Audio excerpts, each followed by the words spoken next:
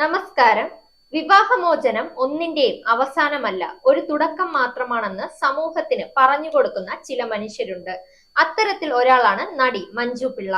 വിവാഹമോചനത്തിന് ശേഷം തന്റെ ജീവിതത്തിൽ വന്ന മാറ്റങ്ങളെക്കുറിച്ച് മഞ്ജു പിള്ള പല അഭിമുഖങ്ങളിലും വ്യക്തമാക്കിയിരുന്നു. ഇപ്പോഴിതാ പ്രമുഖ മാധ്യമത്തിന് നൽകിയ അഭിമുഖത്തിൽ വിവാഹമോചനത്തിന് ശേഷം തന്റെ ജീവിതത്തിൽ സംഭവിച്ച മാറ്റങ്ങളെക്കുറിച്ച് വെളിപ്പെടുത്തിയിരിക്കുകയാണ് മഞ്ജു പിള്ള. മഞ്ജു പിള്ള പറഞ്ഞത്: 40 വയസ്സ് വരെ കുടുംബം, കുട്ടികൾ, അവരുടെ പഠിത്തം, അങ്ങനെ കുറെ കാര്യങ്ങളിലേക്ക് ശ്രദ്ധ പോകും. എന്നാൽ 40 വയസ്സിന് ശേഷം നമ്മൾ സ്വന്തം കാര്യങ്ങൾക്ക് ശ്രദ്ധ കൊടുക്കണമെന്നും മഞ്ജു പിള്ള പറയുന്നു. ഞാനൊരു ചെറിയ ഉദാഹരണം പറയാം.